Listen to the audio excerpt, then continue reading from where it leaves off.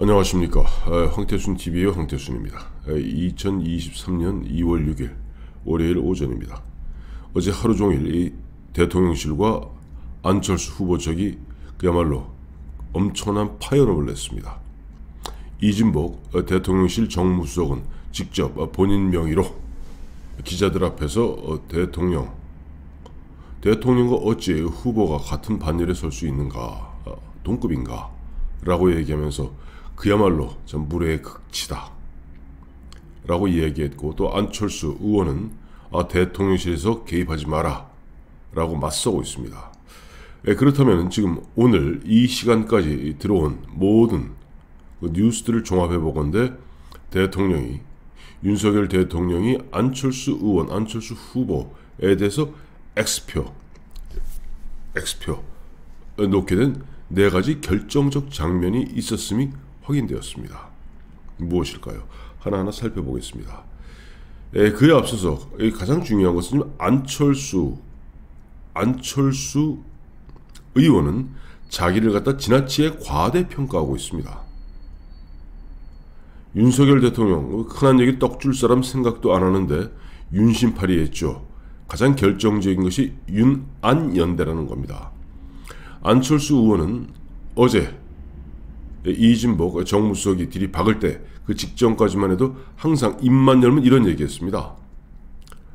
어쨌든 후보 단일화로 정권교체 이루지 않았느냐. 마치 후보 단일화 없었으면 윤석열 대통령이 되지 못했을 것이다 라고 이야기하는 듯, 안철수는 윤석열 대통령에게 내가 후보 단일화 해주었기 때문에 당신이 대통령이 될 수 있었다, 즉 나는 절반의 지분이 있다는 듯 이야기하고 있습니다. 윤석열 대통령 생각은 전혀 다르죠. 오늘 아침에도 떠들썩한 이야기입니다만, 신영복, 이른바 처음처럼 신영복이 죽었을 때 2016년, 그 당시에 그렇게 선하고 맑은 분이 돌아가셔서 너무 슬프다, 나한테 못 해줬다 라고 얘기했던, 그런 신영복을 갖다 찬양했던 안철수의 성향을 알았더라면 윤석열 후보는 결코 후보 단일화에 응하지 않았을 것이다 하는 것이 대통령실 주변에서 막 터져나오고 있습니다. 안철수는 거기에 대해서 어쨌든 간에 후보 단일화에서 정권 교체 이루지 않았느냐, 내가 그 당시에는 신영복을 잘 몰라서 그랬다 라고 지금 선을 긋고 있습니다만은, 이미 윤석열 대통령의 안철수 의원에 대한 불신은 그것뿐 아니라 후보 단일화 그 이후에 일관된 네 가지의 모습 때문에 아마 윤석열 대통령이 이미 윤석열 대통령 입에서 이런 얘기까지 나왔다는 거 아닙니까? 아니, 나하고 밥 한 번 먹어보지 않은 사람이, 차 한 번 제대로 마셔보지 않은 사람이 어떻게 내 생각을 그렇게 잘 알고 윤심은 중립이다 라고 이야기하면서 윤안연대는 환상의 콤비다 라고 얘기할 수 있는가 라고 얘기했다는 거 아닙니까? 자, 그렇다면 윤석열 대통령이 안철수 의원에 대해서 각계표, 즉 X표 친 네 가지 결정적 장면을 하나하나 짚어드리도록 하겠습니다. 첫째는 대통령 선거 이후에, 대통령 당선 이후에, 당선인 시절에 제일 먼저 그래도 윤석열 대통령 당선인은 안철수에게 총리직을 제안했다고 합니다. 거부했죠. 두 번째, 그렇다면 그 당시 이 정호영 보건복지부 장관 후보자, 이 문제 때문에 윤석열 당선인이 굉장히 머리가 찌끈찌끈 아팠을 때입니다. 그래서 의사 출신인 안철수 의원에게 보건복지 정책을 총괄하는 보건복지부 장관을 제안했답니다. 이것도 또 거부했습니다.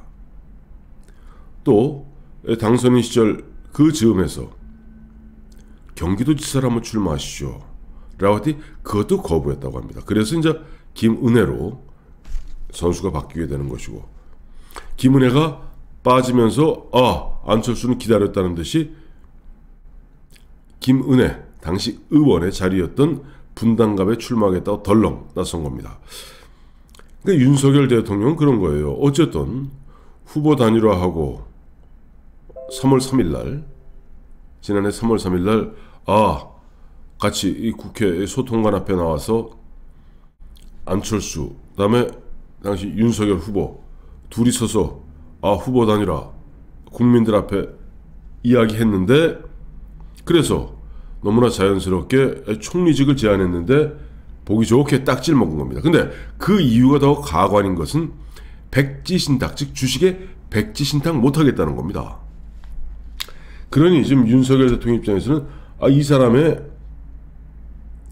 정체는 무언가 라고 생각할 수밖에 없었겠죠. 두 번째 장면은 인수위원장 시절에 4월 13일 처음에 윤석열 대통령 당선인이 한동훈 법무장관 후보자 등 8명을 우선 1차적으로 장관 후보자를 갖다가 지명하게 됩니다. 그때 그 8명 중에 안철수 쪽 사람이 없다고 안철수가 삐져서 24시간을 잠수를 타게 됩니다. 결국 인수위원장이 그 중체대한 순간에 이른바 어깃장 놓고 잠수 탄 겁니다. 결국 윤석열 대통령 당선인 입장에서는 그날 저녁 만찬으로 일단 봉합을 했습니다마는 윤석열 대통령 가슴속에는 큰 응어리가 남은 거죠. 마치 2016년 총선 당시에 김무성 대표가 박근혜 대통령한테 이제 이른바 엉겨붙으면서 옥새 들고 나르샤 하는 통에 결국 총선 말아먹지 않았습니까? 결국 그런 트라우마, 그런 기시감이 윤석열 대통령 가슴속에 안철수에 대한 불신으로 남게 된 겁니다. 세 번째는 지난해 이제 6.1 지방선거 이후에 바로 이준석이 우크라이나 갔다 옵니다. 자기 정치한답시고. 거기에 대해서 정진석 당시 의원이 국회 부의장이 저격을 했죠. 그러자 이제 티격태격 싸우는 가운데 결국 지난해 7월 8일 이준석 당시 대표에 대한 당원권 정지 6개월의 중징계가 내려지게 됩니다. 그때부터 난리가 났었습니다. 이준석은 버티면서 윤핵관 공격하고 온갖 난리를 치는 가운데, 윤핵관이라고 공격하면서 그런 가운데 저 기억납니다. 그 당시 그렇게 사태가 그렇게 험악하게 이준석 대표가 흔한 이야기로 대통령한테 엉겨붙고 개기고 뭐 이럴 때 되면 어쨌든 안철수 당시 의원이 됐죠. 6월 1일 지방선거 이후니까. 그 당시 보궐선 같이 했으니까. 현역 의원 신분이라면은, 또 당의 중진이라면은 그건 이준석을 꾸짖어야 됩니다. 그런데 아무 얘기 안 했어요.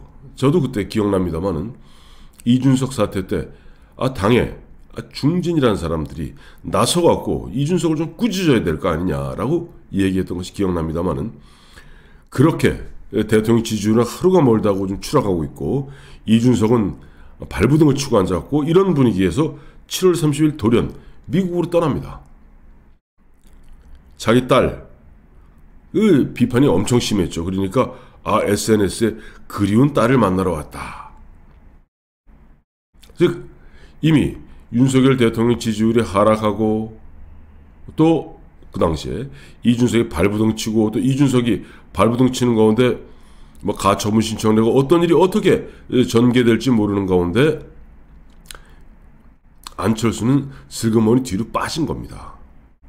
이때라도 본인이 나서서 딱 부러지게 이준석 대표를 꾸짖는 그런 제스처라도 취했더라면 그 앞서 있었던 뭐 총리직이라든지 보건복지부 장관이라든지 이런 데 대한 윤석열 대통령의 제안을 거부한 것, 또 인수위원장 시절에 24시간 동안 잠적한 것, 이런 것이 다 만회됐을 법도 한 일입니다. 그런데 그때 결정적으로 윤석열 대통령 지지율이 마구 추락하면서 상당히 심리적으로 타격을 받고 있는 이 순간에 안철수는 나 혼자 얌체죠. 미국으로 튄 겁니다. 그래갖고 여기 발 담그지 않고 있다가 흔한 얘기로 이기는 편이 내 편이다 하는 식으로 어디 기회주의적 행태를 보였던 것이 윤석열 대통령이 안철수 의원에 대해서 고표를 치게 된, X표를 치게 된 세 번째 결정적 장면입니다. 네 번째 결정적 장면 또한 지난해 11월에 있었죠. 10월 29일 이태원 사태 이후에 그 당시에 대통령과 대통령실의 일관된 입장은 추도기간 끝나고 그 다음에 진상 파악한 연후에 책임 있는 자는 책임을 묻겠다고 분명히 얘기했습니다. 그럼에도 불구하고 이상민 행안부 장관 자진 사퇴를 강력하게 요구하고 윤희근 경찰청장의 즉각 경질을 대통령한테 요구하면서 이른바 자기 장사했습니다. 대통령을 더욱 곤혹스럽게 만들었던 거죠. 영어 속담에 a friend in need, a friend indeed란 말이 있습니다. 어려울 때 친구가 진정한 친구인 것입니다. 대통령이 가까스로 이준석 가까스로 정리하고 조금 지지율을 만회해 나가려는 그 순간에 10월 29일 이태원 참사가 벌어졌고 거기에 지금 보면 대통령이 발목이 잡혀버린 겁니다. 야당에서는 기다렸다는 듯이 이상민 장관 윤익은 마구마구 공격해 나가면서 또 한 번에 제2의 세월호 사태를 갖다가 조장하려는 조짐이 뚜렷했습니다. 그럴 때 자기 말대로 윤안 연대를 통해서 후보 단일화를 통해서 정권을 교체한 공동정부다라고 그런 권리를 주장할 안철수라면은 그와 같이 대통령이 공경에 빠졌을 때 자기 몸을 던져서라도 막아야지 자기 정치하겠다고 자기 장사하겠다고 그 야당의 주장에 편승해서 장관 직접 잘라라 경찰청 즉각 해임하라 라고 자기 장사하는 그런 모습에 윤석열 대통령이 마음이 가겠습니까? 그러니 그런 흐름 속에서 지금 갑자기 이제 와서 갑자기 윤안연대 후보 단일화 때문에 정권 교체됐으니까 나는 지분이 있다 라고 대통령은 과거 DJJP, DJP식으로 일반 공동정부에 내가 절반의 지분은 내 거다 라고 주장하는 듯 윤안연대를 이야기하면서 지금 윤심파리에 나서는 안철수에 대해서 윤석열 대통령이 고표를 놓을 수밖에 없는 것이죠.